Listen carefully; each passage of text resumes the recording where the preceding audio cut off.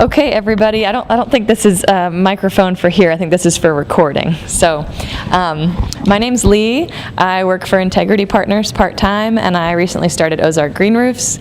Thank you for being here today. It's a really nice day, and we're glad you're here with us. So, thanks. I'd like to introduce Katie Breshears, who is a coworker of mine at Integrity.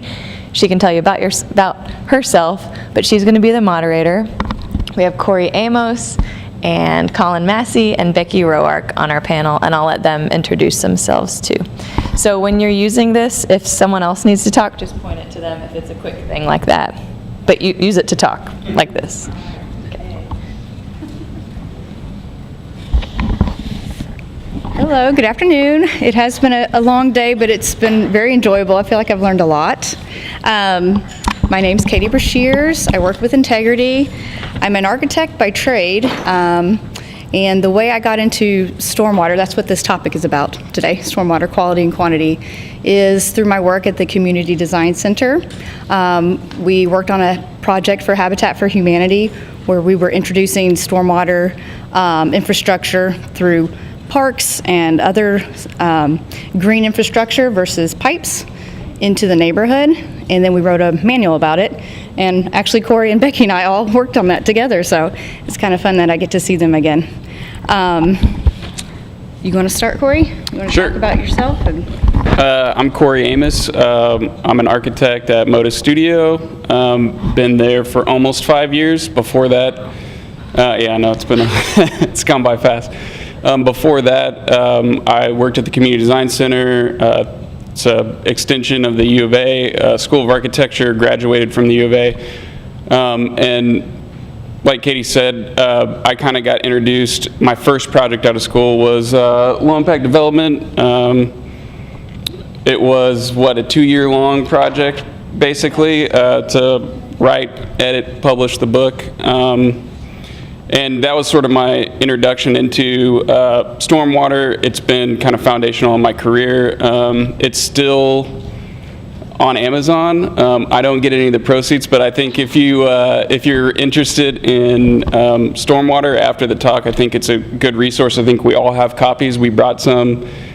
I didn't bring one. I have. But basically, since leaving the center and going to Modus and going to private practice, stormwater infrastructure as part of the project and stormwater quality management is still very much a part of what I do in practice. I actually have worked on some pretty large-scale projects here locally, with Uptown Apartments and Shops being one of them. And I don't know who's familiar with that and who's not, but basically there's a pretty large stormwater component of that project, and we can get into more detail of that if anybody has questions, but yeah, that's it for me. Afternoon. My name is Colin Massey. Again, I actually work for the U of A Cooperative Extension. I got into stormwater about 5 years ago, almost exactly. I was hired on to do a grant. The Cooperative Extension is really the public education arm of the University of Arkansas system, and there's a lot of facets to that organization. Many of you, if you're familiar with it, probably know it as an agricultural organization, but we also work in youth development and in this region quite a bit of water quality. Doesn't really describe what I do. Like Becky, I'm an environmental educator, so we work with pretty much anyone that will listen to us, and sometimes those that don't have a choice. But it's a lot of community outreach. We work a lot with volunteers on stream cleanups, any way that we can get people involved and engaged to have that conversation about pollution prevention and best management practices to make sure that the stormwater that's flowing off the land surface is cleaner.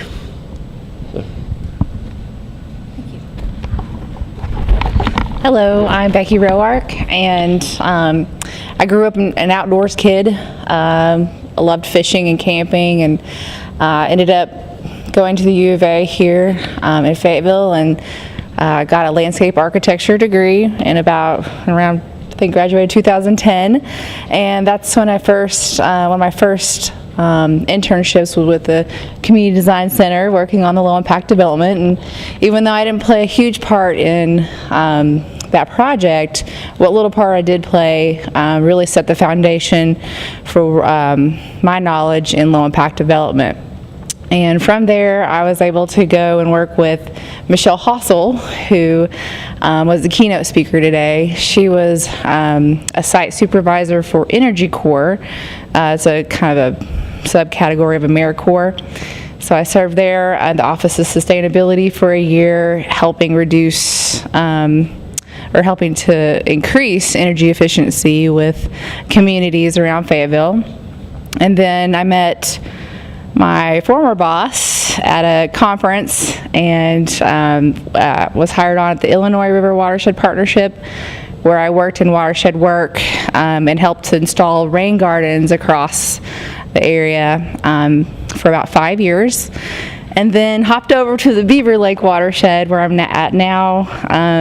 This is my 3rd year with them, and I'm currently director over all of our grant programs. So it's been a really neat progression of building on a lot of different concepts, but one thing that just has been fundamentally there is stormwater and the impacts it has on our communities, and how to learn all I can, but also help other people learn what we can do to help mitigate some of those impacts. So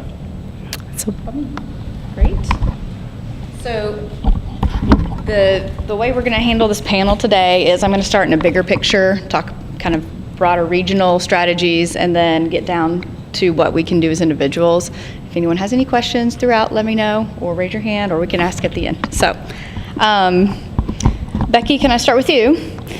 So Fayetteville is divided between the Illinois River Watershed and the Beaver Lake Watershed District.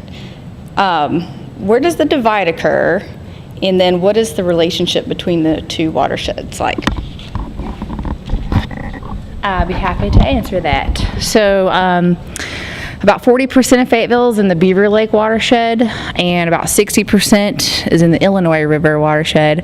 And pretty much U of A campus there's a dividing line right down through campus. Kind of, if you look at the east crossover area, that's a lot of the Beaver Lake watershed, where Happy Hollow is, and McNair, and those places.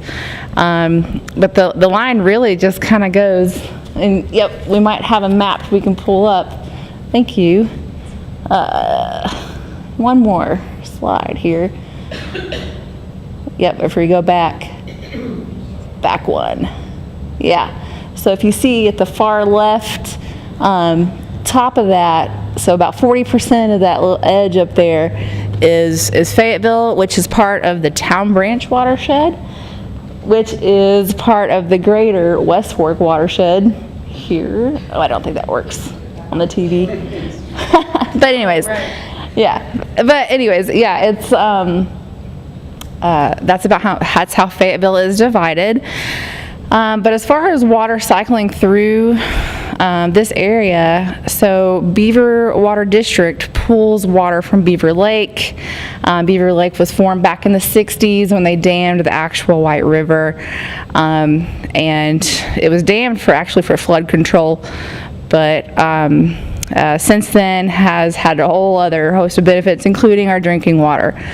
So Beaver Water District pulls water from Beaver Lake, and then that goes to the consumer, and then water that goes out of your houses, your showers, your toilets, all of those things, those go to our wastewater treatment plants, which discharge into not only this watershed but also the Illinois River watershed. So when it goes into the Illinois River watershed, it goes all the way over to Oklahoma and follows through that cycle. So water is being transferred back and forth between these two watersheds in that way. And does that help answer the question, or was there more? So how do the two, like, since you work with both, do you guys interact together? Do you partner with on certain items, or? Oh, certainly. Ways? we certainly try to, and with extension as well. I think that is vital is just having partnerships and working together on education and awareness, but also ways to protect both watersheds for the region, because we want this region to keep growing, and we also want to protect our natural resources. So we definitely strive to work with all partners involved. So this could be for anyone, whoever thinks they might know the best. Is our current infrastructure in Northwest Arkansas adequate to accommodate the amount of stormwater we receive, and what are some of the ways we handle large rain events? Do you know, Colin? Do you want to speak? Awesome. So the short answer, I think, is not really. No. Is our infrastructure where it needs to be to handle the amount of rain that we get currently? Or if you're looking at future projections of climate reports, most of the models show that we're going to get more intense rainstorms, perhaps more rain. And I think a good evidence of that would be, the recent vote that was passed through Fayetteville was to really address a lot of the shortcomings we have with the stormwater infrastructure. And then, it really doesn't take much to go out to any local stream and see during an event or after an event and see either stream bank erosion, or to watch just the volume and velocity of water that's going into that stream that may not have been designed to handle that much that's coming off the pervious surfaces. So I wouldn't say it's adequate. I think we're in a lot better shape than other places around the country. But I think that there's definitely, cities are paying a lot more attention now to how to address those issues, because we're getting hit harder with storms. So with that comes loss of property and a lot of financial costs. So it's definitely on their radar. Yep. Let's see. Just to kind of add to that, I think one thing that is really interesting about stormwater management, as opposed to some of the larger issues of climate change, is that this is really, we may not be able to handle it right now. We're fighting against 60, 70 years of traditional engineering that's, pipe and pond and about getting water out to the streams as quickly as possible. And all that's changing through the city code and everything, and the permitting process. But I think one exciting thing is, and we kind of covered that in the lid manual too, is that, as a homeowner, you can even do something to sort of start to affect stormwater quality and quantity, even at your house. So I think you're going to see bits and pieces of this come online, and some of the projects I've worked on were maybe the first one in an area that actually addressed stormwater in a meaningful way. But I think what can happen is that this can be a really incremental approach that really affects a much larger change over a relatively short period of time. Very good, thank you. So, for those who are unfamiliar with what low-impact development is, can you guys speak a little bit about what soft engineering versus hard engineering is, and what the term low-impact development means? You all wrote the manual. Well, like I was saying, so basically what's been happening for a long time is traditional civil engineering, and I'm probably going to pick on civil engineers this whole time. So. But it's a pipe and pond system. So basically, any stormwater that comes down to a surface, it's usually piped underground to a detention structure. And then the detention structure is designed to hold it for a certain amount of time so that it's released slowly into the larger stream system. And so it's really, up until recently, I think a lot of it's been about quantitative measures and not necessarily qualitative measures. And so I think what low impact development tries to do is take some of those mechanical engineering solutions and actually use biological engineering solutions instead.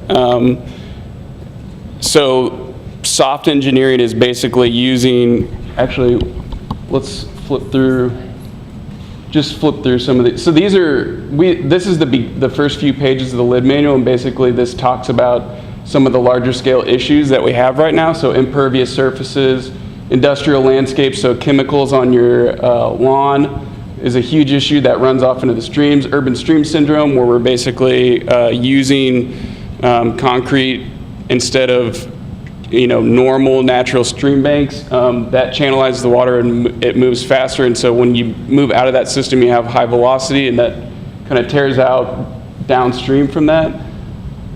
And then urban sprawl, which is sort of the pattern that's developed over the last 60, 70 years, and all of that is massive amounts of impervious surface that doesn't treat stormwater locally in any meaningful way. It just pipes it downstream. And so all the previous slides, impervious surfaces and all that stuff, that it's pollution straight into the stream system.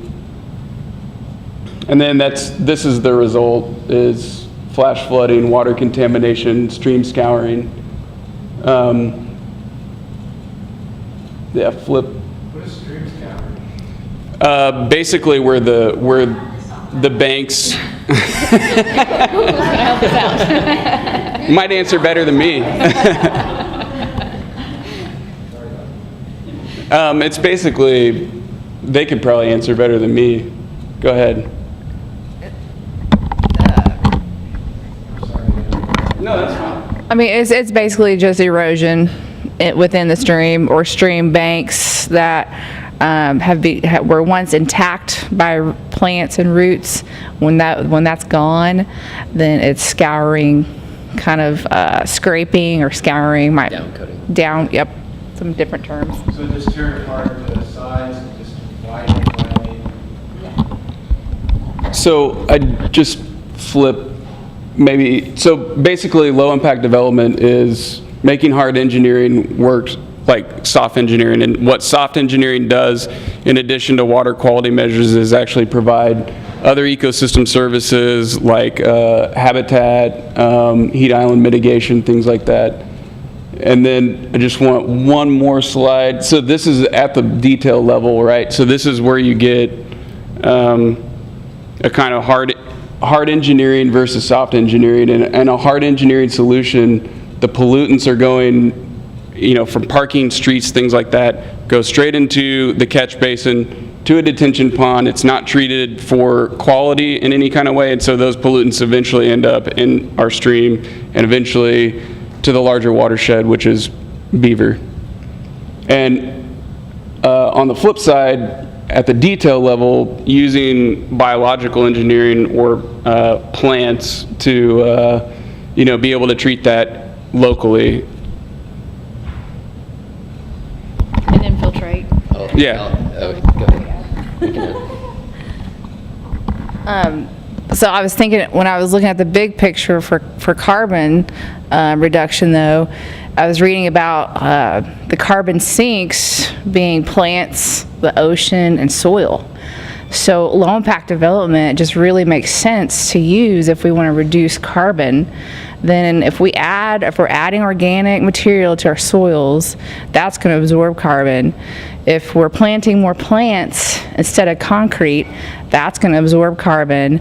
So I just made that connection recently about how low impact development really can draw down and absorb a lot of this carbon that's in the atmosphere right now. Now, I would just finish to say the very basics of low impact development or green infrastructure, whether you're doing this on a regional scale, a neighborhood scale, or at your home, is slowing down that runoff, giving it a time to infiltrate the soil, and also in some cases providing pre-treatment before that eventually gets either into the groundwater system or into a surface water system.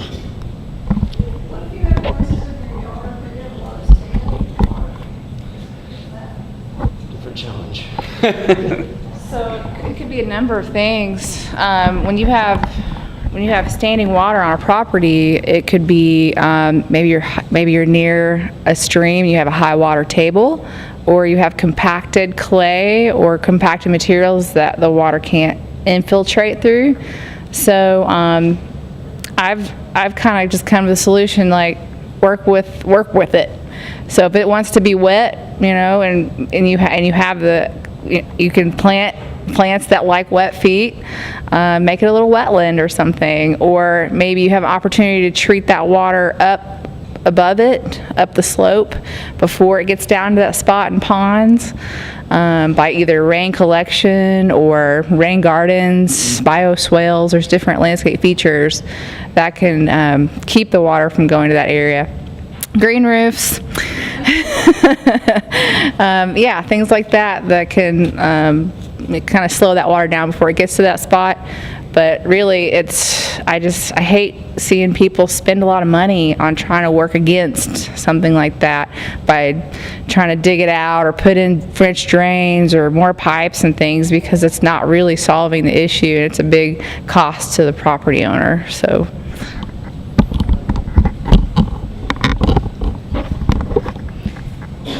So you guys have mentioned in the past doing the pipes and trying to get the stormwater off the property as fast as possible. Do you think we're now heading towards handling stormwater in a better way? Are we better stewards now? Are people becoming more educated, or we still have a long way to go? That might be a Colin and Becky question. This is a kind of a hard one. I put a lot of thought into this. I think we're slowly getting better. Still quite a bit of work to do, but I think as a society we do tend to still be slow to learn from mistakes. We sometimes still err on the side of having good intentions. Cory mentioned channelization.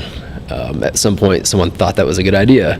Let's move this water across my property as fast as I can, but there's often little foresight of what that does to a neighbor who still has a meandering stream, and that's where you get that scour and that erosion. Again, they may have had good intentions, and I guess I kind of think that's where we are. I think that we're changing. In the past, we very much evaluate things on upfront costs, and I think you're starting to see a better shift and better communication and education on trying to expose what we often hide, the costs that we often hide away, and really, properly assigning value to those things up front. Yeah. Are we better stewards now? So I think, like Colin said, the education is here, but I think there's still kind of a lag in implementation. So we're learning all of these things. We're learning, how not to do it. What are these new technologies?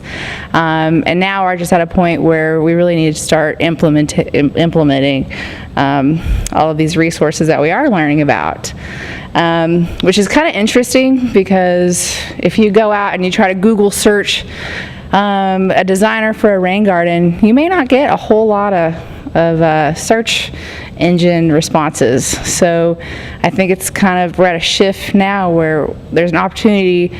This is going to help create green jobs, and the more demand there are for these low impact development technologies, then the more hopefully supply that comes into play through green jobs and things. So I was just going to add one more thing. Sorry. Is mentioning there's still a great need for education and awareness. If you think about how many people are moving here from other places every day, 32 people? They may not have the perspective that a native or someone that's been here for a long time does, and maybe they don't understand how much value we do place on natural resources and water. So there really is a great need for awareness and education, and there's great organizations here. There's sometimes it feels like there's not many of us. We do need more community advocates, but you may have seen, we've been able to work on some projects together, whether low impact development demonstrations, and we're not always out there trying to put these installations in to, solve the water quality problem. It's a lot of time it's an awareness tool, and our hope is that the more of those that we get out there, the more people see them, the more that will hook and take hold. So. Yeah.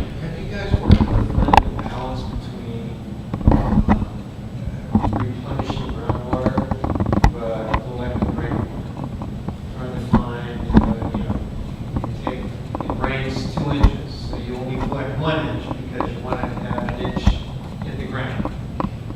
Do you have to find that? Do you have to work with that before? No. But I think it's definitely a valuable thing to think about, especially when we're talking about as climate change happens and you get into more droughts. I think the long-term trajectory for Northwest Arkansas is more rain, but maybe more violent showers, and there may be actually more sporadic. So yeah, I mean, I think that's definitely rainwater collection is definitely something that's valuable, especially in our dry summer months. Did you want to? The first thing that came to mind was just like for example, the city of Fayetteville has passed some low impact development ordinances where when a new development comes in, the post development has to equal the pre-development. So they want 100% of that water to stay on the property. So that's not really asked of homeowners yet at this time, but it is happening on a development scale.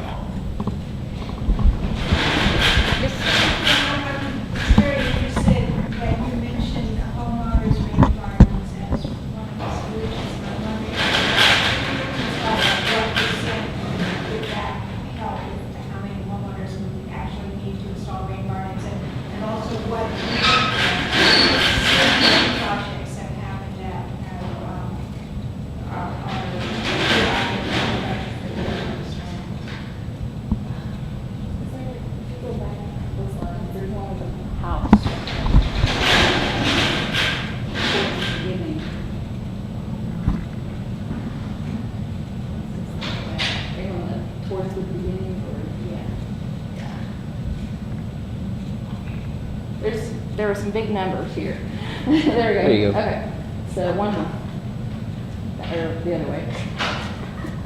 Thank you, Lee. Just one more where we have that. Your mic holder. So this is just an example off of one property. So if you look at this, let's say a 1,500 square foot house.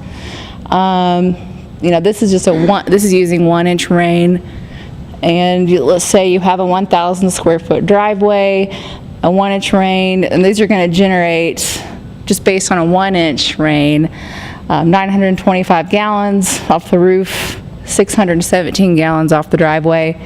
And let's add in a compacted lawn, maybe that's just Bermuda grass, doesn't have a whole lot of infiltration. So that's going to generate runoff as well.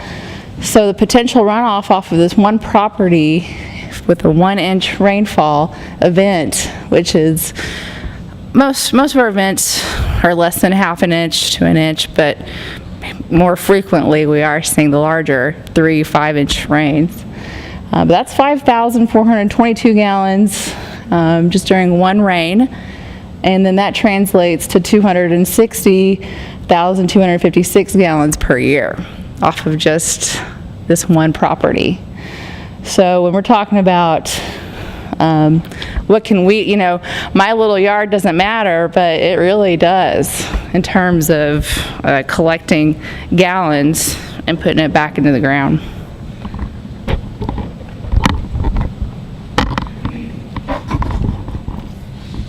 To speak a little more towards the catching and trying to utilize, I think you can kind of see the quantity, because I think we think about, we can capture some of the rainwater from our roof, and I think to try to do that you'd have to have a very large system, even to capture an inch and then to let further out. So there are opportunities at your house level to retain some of that water, either through rain barrels or rain gardens, and then maybe you could use them to distribute to your gardens when it's not been raining. So. And I was also thinking about the fact that the storms are supposedly more intense. Right. So there's more violent runoff. Right. So stopping the runoff in part, not only collecting the rain they need to use, but also slowing it or measuring it or metering it so the runoff's slower from UMass. Exactly. That is the idea of low impact development. Exactly. Okay. All right, so you've all spoken a little bit about what your organization does. What do you think your largest impact on water quality is through what you do on a day-to-day basis? I think probably for me, it's, as an architect, it's implementation at the scale of a property. So when I worked at the CDC, after the LID manual, we actually worked on a project in Little Rock, the Creative Corridor, and a big component of that was low impact development, and it was through a grant through the EPA. Funded both the study and some of the implementation, and it was really just a, we're really putting you to work, Lee.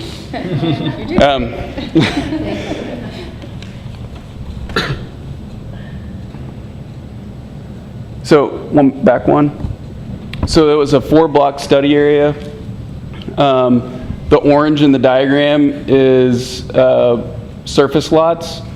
And then the image on the right was actually something a local constituent sent to our office. So that was the kind of mentality that they had for the downtown when we got there. They had cut all the street trees off at 2 feet. I don't know. So flip to the next one. So this was our basically, you know, the implementation of the plan of the creative corridor actually started from low impact development, and that was a major driver in the space making. And you know, as a design professional, for me, there's a performative value to add through low impact development, but also I ultimately want to make good spaces that people want to be in, and I think that's kind of leads to what they're talking about outreach and making people aware of what the environment is and what it's doing and how it's performing. And so the other thing too is, like, our client was the mayor of Little Rock, and he was actually, I don't think he even really understood what low impact development was when we started the project, and by the end he was speaking the language, and he became like a real champion for the project, and it got built, you know, because he championed it. And so that's it. Last fall, there's bioswales, rain gardens, and then plazas across the street that were also traffic calming, but pervious paving, and there's actually some really innovative strategies in terms of how the trees, it's like a tree box that keeps the soil from compacting around the roots, so the street trees are healthier long term and can get much bigger than what a normal street section would allow. And then, you know, I moved to private practice at Modus, and the next project was Uptown, and a lot of that had to do with, this is a really smart strategy. I don't know if it was the city or the original landowner, but somehow this whole area was master planned as a watershed, and so we actually weren't allowed to detain on site because the stream system itself was the low impact development strategy for the whole thing, and so there's like wetlands all around it, and so we were actually not allowed to detain on site, and which was great. And so the impetus for the design became about how we can get the water quality better as it's moving down slope and ultimately into the wetland around the stream. And so we use bioswales in the parking lot, and flush curbs as opposed to a raised curb that allow more surface runoff instead of, you know, a traditional curb is going to go to like a point source and push water more quickly. And so it was really about allowing the water to run as much across the surface as possible. And so, you know, and then this is a project we're currently working on that is a little bit more compact. It's an urban infill project, and right next to a stream. We have quantity measures, but again, we're trying to implement quality measures too, and just to close, again, I think, from my standpoint as a designer, it's ultimately, I want to make spaces that perform in a low impact way, but also spaces that people want to be in. And I think that's an important part of the whole strategy moving forward. Yeah, I love what you just said there at the end. I think that's another, tenet of green infrastructure, is having something that can be extremely aesthetically pleasing, but is extremely functional.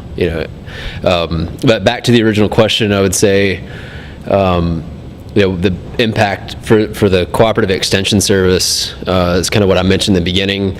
We're the outreach and education arm of the university, and that mission is to provide research-based information to the public, and we have that advantage that any material or education that we do has been through peer-reviewed articles. But I guess more on a personal level, for me, it's been this right here. It's been partnering and networking with other organizations, with the municipalities and businesses. Sometimes we have different resources. We have different missions, implementation versus education and outreach, but we can still supplement each other's missions. Regionally, I've always seen it as a big team effort here in Northwest Arkansas. It can't always be said in other places in the country. Yep, and that's kind of what I was thinking too. It's kind of, as the Beaver Watershed Alliance, we really take a lot of pride in the fact that we can get a farmer and a business person and a school teacher all in the same room and talk about water and work through issues or questions or come up with creative ways to address concerns. And I think that's the most impact we can have, is just a continued dialogue between the different groups and sectors in a community. I think we also are helpful to provide resources to people, not only the outreach and education, but as a nonprofit, we apply for a lot of grants, which enables best management practices to be implemented, because we can get the funding and work with partners to do that. So. I see a lot of,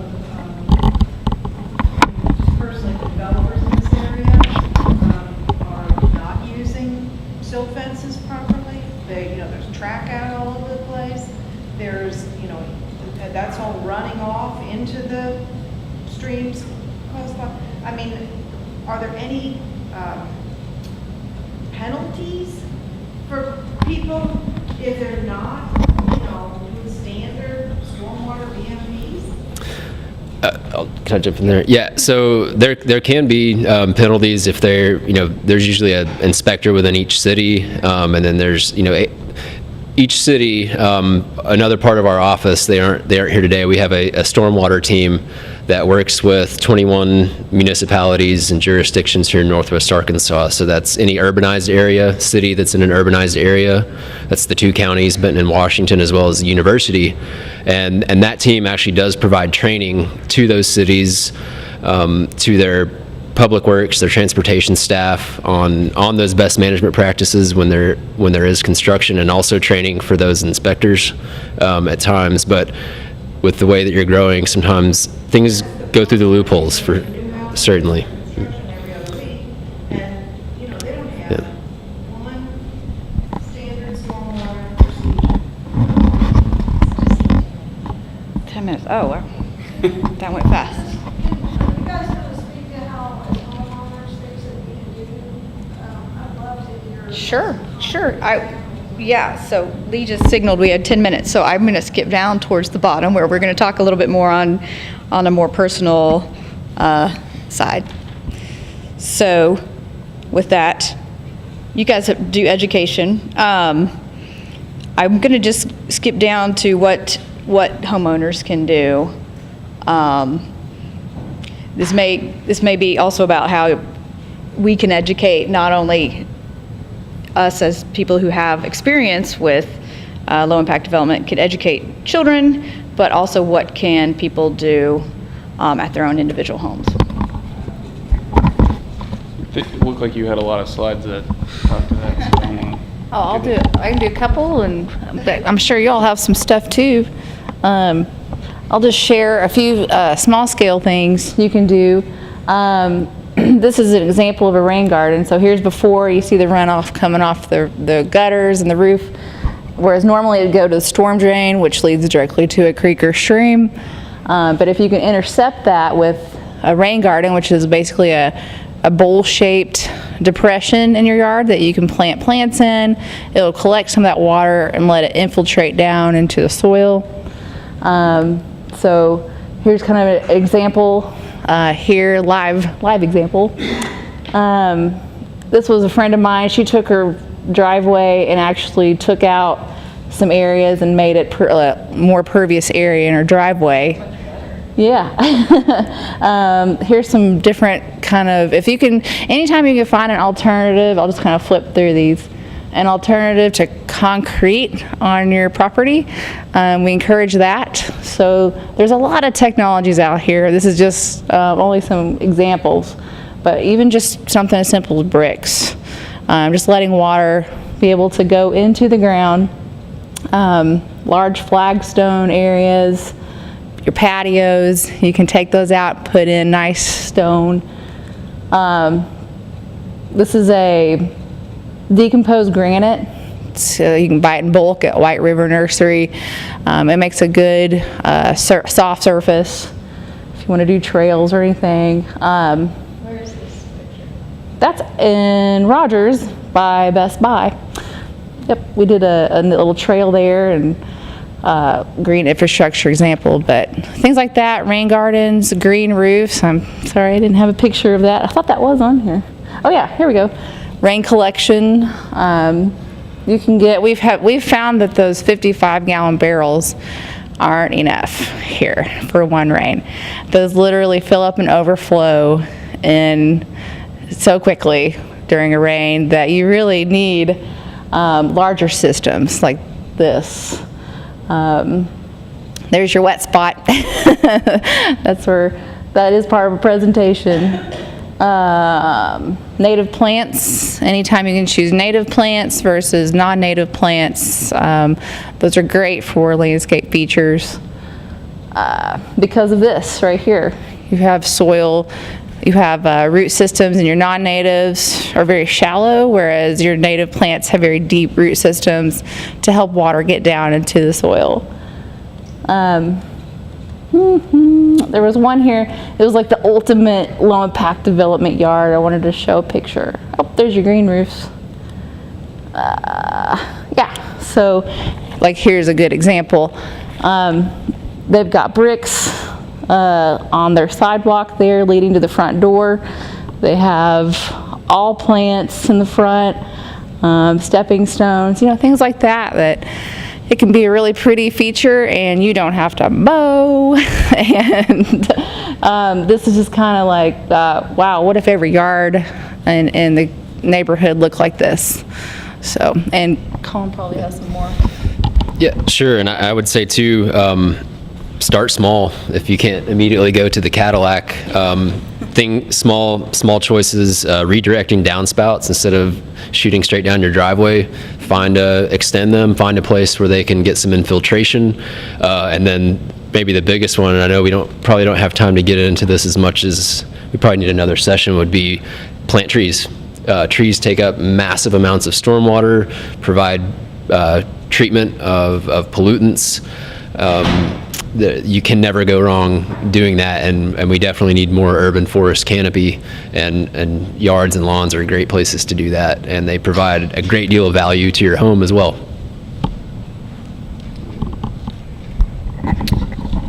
I would say don't go out and get a shovel and start digging. I mean, for me, whenever I moved into my house, like the most important thing to do is just start paying attention to the land itself and how water moves, both across your property, and then, I'm sure a lot of us do, on a hillside in Fayetteville, and so there are pressures and problems uphill, and then those can flow through your property, downhill, to your neighbors, and so just just paying attention to that first and kind of really study how water moves. And then you're working within the system instead of, again, fighting against it. Trying to check on the time. Did anyone else have any related questions to what we can do? Okay. You know, I saw this study about southern cities and what we would all look like in years to come. And they said Little Rock would be like Phoenix. You need to think about where you live as what it's going to be like in a town that you may live to. And so you think about Phoenix as a desert, it's very brown, that will have the opportunity to conserve our water will be so much more important. But the walking around will be so different because if you're in Phoenix, you don't walk around very often. You just don't stay outside. And so for us to think about the climate shift that we may see, that our children will likely see, and for sure our grandchildren, that they'll live in a climate very different from where we are, and water will become so much more important. And the teaching of these ideas is going to come into play. Right now, we have abundant water in Arkansas, but that won't always be the case. And so what's interesting is the Drawdown book currently doesn't actually address stormwater. It has other water-related topics. So it was important to a lot of us, so we did want to include it. But if you guys, I'm going to leave it on this. If you could come up with one topic related to stormwater to add to the Drawdown book, what would it be? I'll let you start. Okay. I think that was, basically, I think the topic of stormwater is really important, and if we were going to do one for Arkansas, I would love to see something that involves the value and services of prairies, forest lands, and wetlands, and what those do to add value to our communities. We really need that open space and that green infrastructure. Those two terms can kind of be used interchangeably at a large scale, but I think those topics are the most critical if we want to talk about large-scale community mitigation of stormwater. So. Yeah, I think for me, I mean, water would have to be a right-in sector on its own. It's too culturally ingrained in who we are here, and it's too important to industry to not have its own major section. But I guess if I was going to put it under the banner of one thing, it would be smart growth, and really thinking in that, having that be the way you think about stormwater and trying to balance the way that you do grow with aesthetics and with function. And just kind of to bounce back what you said over here with the worst case scenario with climate changing, I've thought a lot about that. I know most of those models show that Arkansas, this part of Arkansas where we are, is much more buffered, resistant to change than coastal places or places like Little Rock, which sounds great. It's not gonna be as amplified here, but in those places where it's really disastrous, that could also change the demographics here significantly with climate change refugees. This would possibly be a place that they come, and I think that's worth thinking about, and it's worth thinking about those populations that are more adversely affected by that. Nature doesn't discriminate, but it can affect anyone, but it affects some populations more than others. Yeah, and as a design professional in the area at a time, and I'm originally born in the Ozarks, raised in Rogers, live in Fayetteville now, but seeing the growth of the area is pretty exciting for me. And so to that end, I think we have a lot of opportunity growing the way we are at this time to do a lot of things right, but it takes a lot of organization. So yeah, I mean, I think smart growth, and really, I feel lucky to live in Fayetteville because I feel like the city staff and the people that we have are in the right place at the right time, and design professionals that are, or just allied professions that are, they have expertise in their areas. And so I think Fayetteville, especially Northwest Arkansas in general, is moving in the right direction, and we're talking about the right things at the right time. So it's hopeful at the time. Thank you. So thank you all for being here for this stormwater session. There is one more thing happening this afternoon in relation to the Drawdown conference, and it's the tour. There's a solar tour. So if you missed it this morning, you can take a tour and hear a case study of the solar array on this building.